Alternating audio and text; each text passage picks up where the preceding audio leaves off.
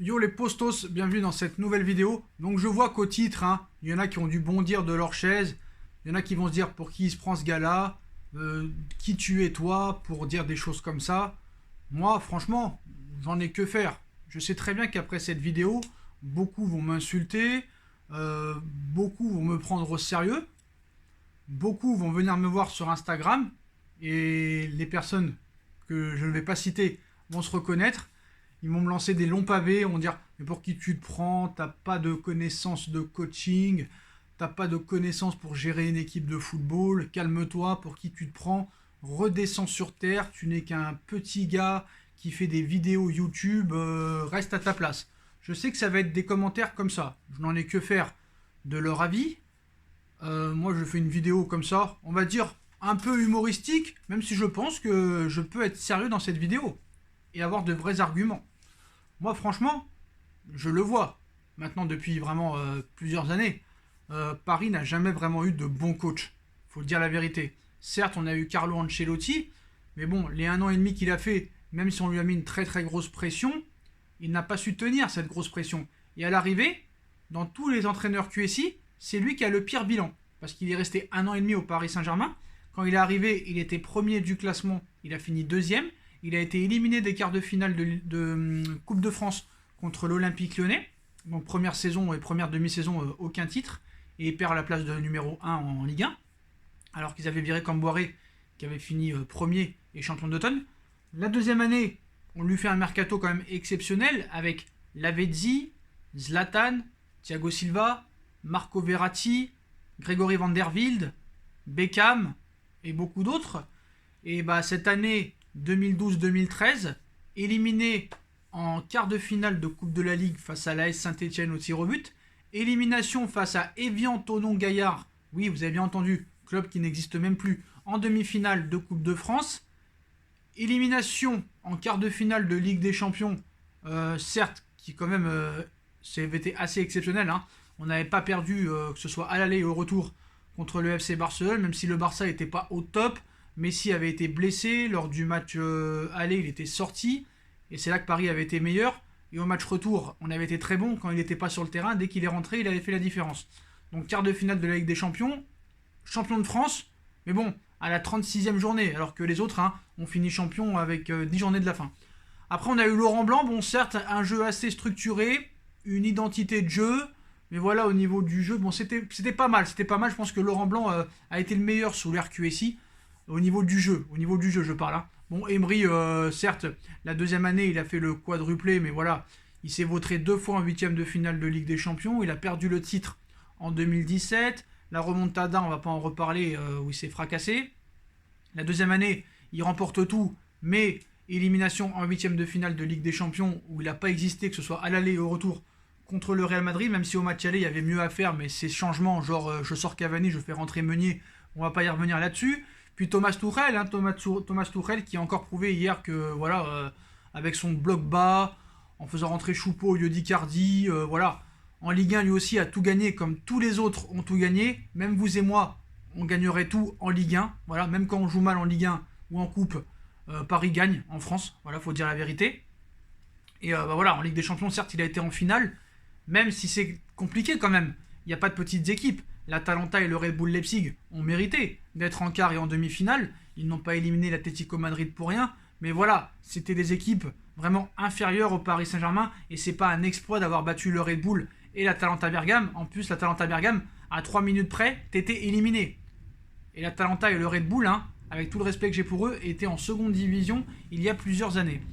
Donc t'es arrivé en finale contre un monstre. Et certes, en jouant pas excessivement bien, t'as eu quand même des opportunités de gagner ce match. Et je pense que si tu aurais mis des joueurs à ton poste, ainsi que un milieu de terrain beaucoup plus solide, et fait des changements assez sensés et cohérents, je pense que tu aurais plus espéré mieux lors de cette finale. Donc c'est sûr, il faut un nouvel entraîneur. Ça c'est sûr et certain.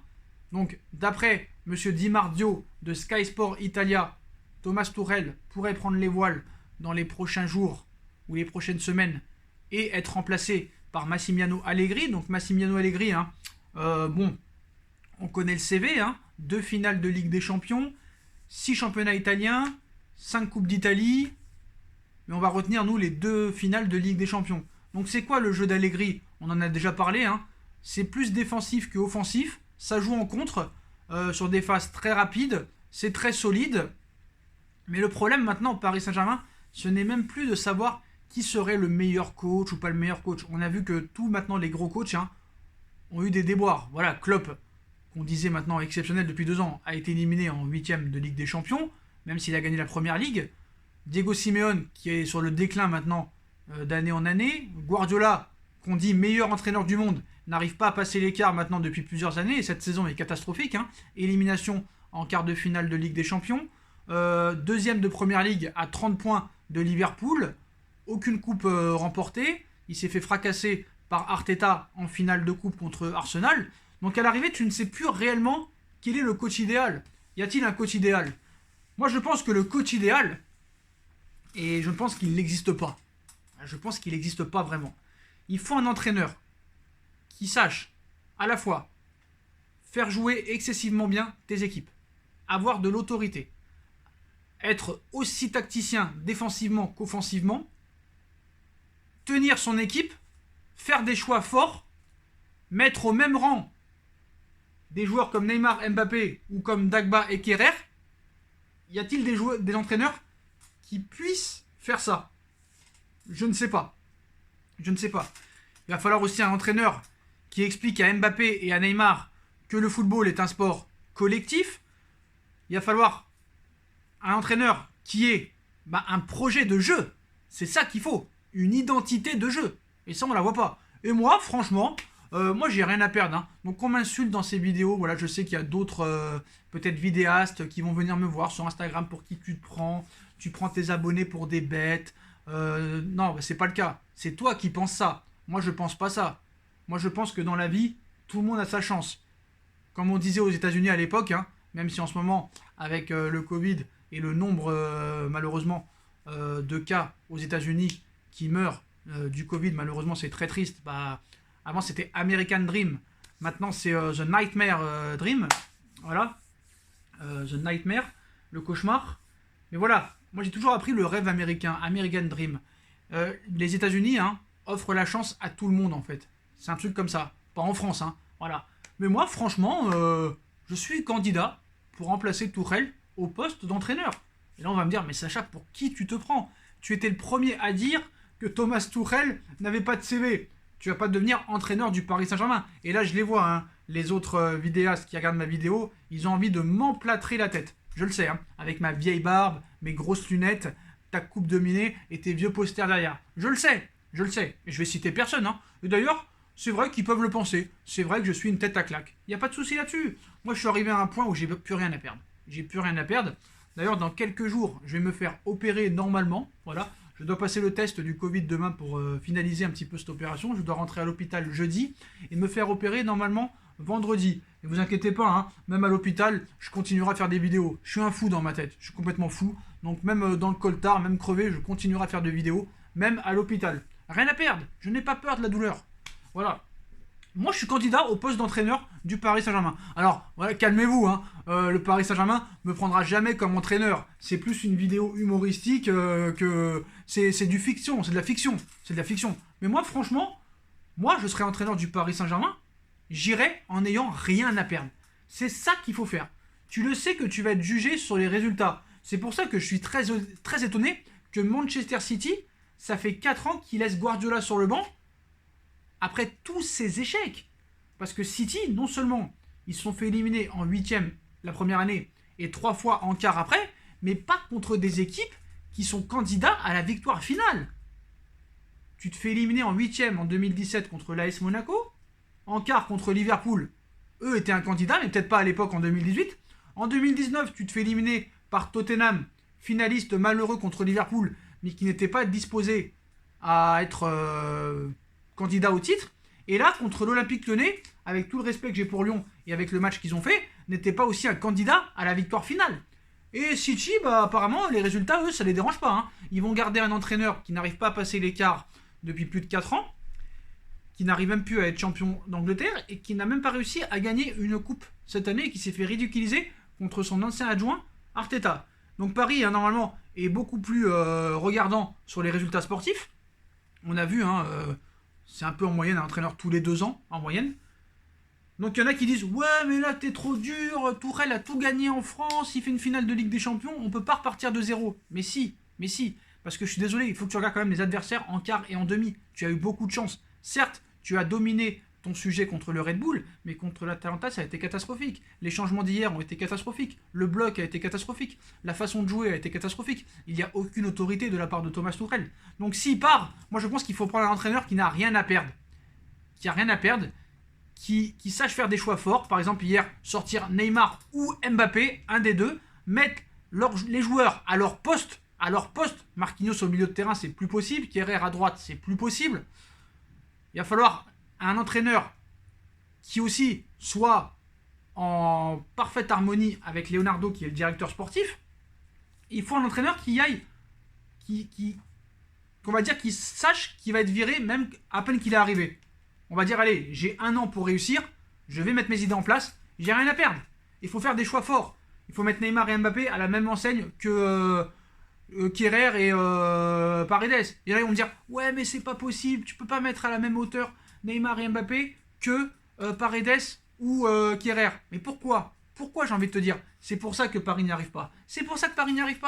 Il faut un entraîneur qui leur explique pendant les matchs que personne est indispensable. Personne n'a sa place assurée. C'est ça qu'il faut dire. Les meilleurs à l'entraînement seront sur le terrain. Il n'y a plus de fêtes. Il n'y a plus d'extra sportifs. Maintenant, c'est que pour le football. Alors moi, réellement, les modèles, j'en ai pas. Je sais qu'à l'époque, moi, je me suis renseigné sur des Arrigo Sacchi, Johan Cruyff, à l'époque, les Jürgen Klopp, les Diego Simeone, même les Marcelo Bielsa. Pour moi, Marcelo Bielsa, malheureusement, hein, qui est passé par l'Olympique de Marseille, il faut constater et le dire, c'est un fou le gars. Même il a jamais rien gagné, mais parce qu'on lui a jamais laissé le temps de travailler. Mais c'est un mec, lui par exemple, s'il vient au Paris Saint-Germain, n'aura pas peur de faire sortir Neymar à la 70e parce qu'il a mal joué, ou Mbappé, ou d'autres, n'importe qui. Lui il fait des choix forts, il n'a pas peur de clasher sa direction, et aussi un coach qui sache se remettre en question. Je n'ai jamais entendu Thomas Tuchel dire c'est ma faute. On a vu encore hier, il a parlé du départ d'Edinson Cavani, de Thomas Meunier, qu'il n'avait pas de remplaçant. C'est bizarre, contre le Red Bull et contre l'Atalanta, quand il gagnait, on n'entendait pas parler d'Edinson Cavani et de Meunier. C'est quand même bizarre. Ni de Kouassi d'ailleurs, dont il s'est plaint de l'absence hier. Il faut arrêter à un moment donné. Le mec ne s'est jamais remis en question. L'année dernière, c'était la faute des blessés, c'était la faute de la direction parce qu'il n'y avait pas les recrues, c'était la faute de la pelouse, c'était la faute de l'arbitre. Il faut arrêter à un moment donné. Il faut des entraîneurs qui sachent se remettre en question. Guardiola par exemple, Diego Simeone à l'époque, Jürgen Klopp, eux sachent se remettre en question en disant voilà, j'ai pas mis l'équipe qu'il fallait, je me suis trompé dans mes choix, il faut que je refasse un petit peu une autobiographie, une auto-critique de moi. Même Bielsa qui disait souvent à l'époque j'ai pas mis le bon 11 qu'il fallait. Même Zizou s'est avoué des fois à plusieurs reprises qu'il s'était trompé dans certaines compositions d'équipe. Et c'est ça qu'il faut au Paris Saint-Germain. Il faut un entraîneur qui sache prendre ses responsabilités, qui sache inculquer un projet de jeu, une identité. Et Tuchel est incapable de le faire. On l'a vu hier. Paris a atteint ses limites. Et en plus, Paris, hier, peut gagner cette Ligue des Champions avec toutes les occasions qu'elle a. Aussi, des préparateurs physiques hein, et une préparation physique assez forte. Parce qu'on a vu que les blessés, c'est plus possible. On est le club qui a eu le plus de blessés. Donc c'est plus possible. Moi, franchement, je suis candidat. Franchement, Léo, je peux te donner mon CV si tu veux. J'ai entraîné les U11 et les U13 de l'AS Pantin, les U15 et U17 de Gennevilliers. Bon, j'ai quelques tournois de Pâques remportés, ainsi que des tournois assez banals, mais bon, j'ai quelques coupes chez ma grand-mère, si tu veux, je peux te les envoyer, je peux t'envoyer mon CV. J'ai passé les 2 premiers diplômes, premier et deuxième degré. Malheureusement, je me suis arrêté là parce que c'était vraiment trop long, et les formateurs à l'époque, hein, vous savez, un petit peu dans le corporatif français, j'ai pas du tout adhéré. Je préfère ce qui se fait en Espagne ou en Italie, par exemple, où les formations, j'ai vu, hein, sont beaucoup moins longues et beaucoup plus beaucoup plus informatif. On apprend beaucoup de choses à l'étranger et pas en France. Par exemple, en France, il y a des coachs qui ont les diplômes pour entraîner en Ligue 2, en Ligue 1, mais malheureusement, comme ils ne sont pas connus et qui n'ont pas un passé de footballeur, ben on les laisse en CFA ou en national. Et c'est assez quand même incroyable. Donc en France, si t'as pas été joueur de football professionnel, ou si t'es pas pistonné, ou si t'es pas une ancienne gloire du football, tu n'as aucune chance d'entraîner en professionnel. À moins que tu aies du piston, que tu connaisses un joueur, qui connaît un entraîneur, tout ça. Et c'est ça le problème. Moi, franchement, je suis candidat à la succession de Thomas Tuchel. Si Léo regarde cette vidéo, hein, voilà, on sait jamais. Voilà, mais bien sûr, les postos, hein, cette vidéo est humoristique, c'est un peu de la science-fiction, c'est un peu pour vous faire un petit peu marrer, mais voilà. Voilà les qualités d'entraîneur qu'il faut au Paris Saint-Germain. Mais est-ce que ça existe? Est-ce que Allegri peut vraiment être la solution numéro 1 pour le Paris Saint-Germain? Je ne préfère rien dire. Quand Emery est arrivé, j'étais content. On a vu que voilà, il a perdu ses couilles et qu'il a sombré. Thomas Tuchel, j'ai rien dit parce que je connaissais pas vraiment et j'ai eu raison de rien dire. Et là, pareil pour Allegri, s'il vient, je ne dirai rien. Maintenant, on va voir ce que va faire réellement le Paris Saint-Germain dans les prochains jours. On va voir si ce match contre Lens aura bien lieu. Je pense qu'on aura des informations d'ici un jour ou deux. Mais voilà, je pense que c'est vraiment ces caractéristiques qu'il faut.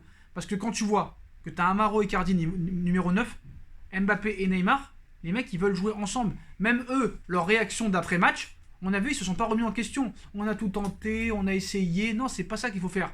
T'aurais dû dire, j'ai raté mon match, je m'excuse, j'ai pas eu la clarté devant le but, j'ai pas assez joué, on va dire, collectif, mais bon, ça ils le diront jamais. Voilà, c'est des mecs qui sont, ils ont un ego surdimensionné.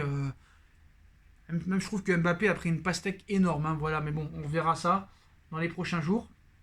On verra comment ça se passe, mais je pense que c'est ça qu'il faut pour Paris. Il faut ces caractéristiques-là du côté d'un entraîneur. Un entraîneur qui est fou, qui sache faire des choix forts, qui sache prendre des initiatives, une identité de jeu, une autorité, qui soit en cohérence avec Leonardo aussi pour le mercato. Et je pense que ce sera déjà pas mal. Ce sera déjà pas mal. Voilà. Moi, je suis candidat en tout cas, donc likez si vous voulez, on va dire, soutenir ma candidature. Et bien sûr, je ne serai jamais entraîneur du Paris Saint-Germain. Voilà. Voilà, n'hésitez pas en commentaire à me dire ce que vous en pensez de tout ça. Voilà, pas la peine d'insulter parce que maintenant il y a une nouvelle règle de YouTube, hein, pour ceux qui ne savent pas. À chaque insulte, YouTube bannit le commentaire. Voilà, c'est une nouvelle loi depuis le 1er août. Vous pouvez aller vérifier, donc ça sert à rien d'insulter. Hein. Voilà, vous pouvez critiquer, mais voilà, insulter, non. Vous pouvez plus, désolé. Voilà les postos, donc c'était une vidéo voilà, pour un petit peu parler de l'actualité du Paris Saint-Germain et de l'avenir qui va en être. Voilà, puis comme d'habitude, hein, si on a kiffé la vidéo, on like, on partage, on commente, on s'abonne, on active la petite cloche pour être tenu au courant des vidéos qui vont sortir. On me rejoint sur mes différents réseaux sociaux, ainsi que sur Utip si vous voulez faire un petit don.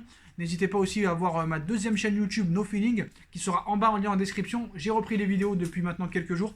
Voilà les postos, on se retrouve plus tard et passez une bonne journée ou une bonne soirée. Je ne sais pas à quelle heure sortira cette vidéo. Tchuss!